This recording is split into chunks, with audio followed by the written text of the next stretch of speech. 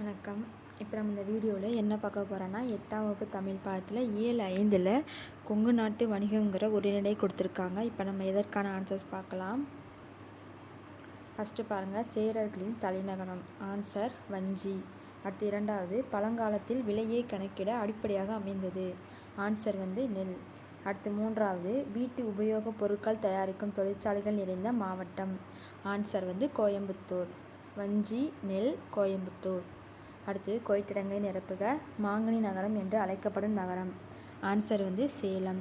அடுத்து இரண்டாவது, சுங்கடி சேலைகளுக்கு புகழ்பெற்ற ஊர். ஆன்சர் சின்னாளப்பட்டி. அடுத்து மூன்றாவது, சேரர்களின் நாடு டேஸ் எனப்பட்டது. ஆன்சர் குடநாடு. அடுத்து பின்னலாடை நகரமாக டேஸ் விளங்குகிறது.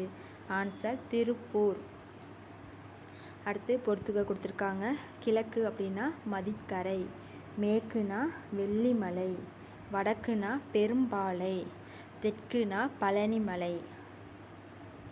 கிழக்கு மதிக்கரை, மேற்கு வெள்ளிமலை, வடக்கு பெரும்பாலை, தெற்கு பழனிமலை. அடுத்து குருவினா. ஃபஸ்ட் குருவினா மூவேந்தர்களின் காலம் குறித்து எழுதுக. அடுத்து ரெண்டாவது குருவினா சேரநாடு குறிப்பு வரிக. ரெண்டுக்குமே ஆன்சர் 97ஆம் பக்கம் இருக்குது, எடுத்துக்கோங்க. 97ஆம் பக்கம் பார்த்தீங்கன்னா ஃபஸ்ட்டு ஒரு பேராகிராஃப் கொடுத்துருக்காங்களா, அதில் வால்மீகி ராமாயணம் சொல்லியிருக்கு பாருங்கள், 3ஆவது லைனில். அதிலிருந்து அந்த பேரா முடிய வரைக்கும் குறிச்சிக்கோங்க. குருவினா ஃபஸ்ட் கொஸ்டினுக்கான ஆன்சர். வால்மீகி ராமாயணத்துலேருந்து அந்த பேரா முடியதில் ஆண்டவர்கள் என்பதை அறியலாம், அது வரைக்கும் குருவினா ஃபஸ்ட் கொஸ்டினுக்கான ஆன்சர். அடுத்து குருவினா செகண்ட் குருவினாக்கான ஆன்சர் ரெண்டாவது பேரா சேரன் இருக்குது, அதில் இருக்குது பாருங்கள். ஃபஸ்ட்டு மூவேந்தர்களில் சேரர்களே பழமையானவர்கள், இது முதல் பாயிண்ட். அடுத்து ரெண்டாவது லைனில் சேரர்களின் நாடு குடநாடு எனப்பட்டது, இவர்களின் தலைநகரமாக வஞ்சி விளங்கியது, இது இரண்டாவது பாயிண்ட். அடுத்து இதனை கருவூர் என்று அழைப்பர், இது மூணாவது பாயிண்ட். அடுத்து தமிழ்நாட்டின் காலந்தி என்று அழைக்கப்படும் ஊர் எது, ஏன்? ஆன்சர் நமக்கு 99ஆம் பக்கம் இருக்குது. திண்டுக்கல் சொல்லியிருக்கா, அதில் ரெண்டாவது லைனில் மலர் உற்பத்தியில் முதலிடம், திண்டுக்கல் மலர் உற்பத்தியில் முதலிடம் வைக்கின்றது, எனவே தமிழ்நாட்டின் காலந்தி என்று சிறப்பிக்கப்படுகிறது. அந்த மலருக்கு முன்னாடி திண்டுக்கல் மட்டும் எழுதிக்கோங்க, அது சிறப்பிக்கப்படுற வரை குறிச்சிக்கோங்க. அடுத்து சிறுவினா கரூர் மாவட்டம் பற்றிய செய்திகளை சுருக்கி எழுதுக. ஆன்சர் 100ஆவது பக்கம் இருக்குது, 100ஆவது பக்கம் எடுத்துக்கோங்க. கருன்னு சொல்லியிருக்கா, நான் குறிச்சிருக்கேன் பாருங்கள், அது மாதிரி பாயிண்டாக போட்டு குறிச்சிக்கோங்க. கொங்கு நாட்டின் ஒரு பகுதியாக விளங்கியது, நெல்லிருந்து பயிரிடப்படுகின்றன வரைக்கும், அந்த சிமெண்ட்லேருந்து உள்ளன வரைக்கும் பாயிண்டாக குறிச்சிருக்கோம்ல, அதை பார்த்து குறிச்சிக்கோங்க. அடுத்து நெடுவினா கொங்கு நாட்டின் உள்நாட்டு வெளிநாட்டு வணிகம் குறித்து எழுதுக.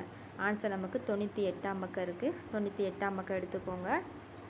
98ஆம் பக்கம் பல்நாட்டு வணிகம் சொல்லியிருக்கா, அதில் ரெண்டாவது லைன் பாருங்கள், உள்நாட்டு வணிகம் சொல்லி ஸ்டார்ட் ஆகுது, அதிலிருந்து அந்த படத்துக்கு மேலே செய்யப்பட்டனன்னு இருக்குது பாருங்கள், அது வரைக்கும் நெடுவினா ஃபஸ்ட் கொஸ்டினுக்கான ஆன்சர்.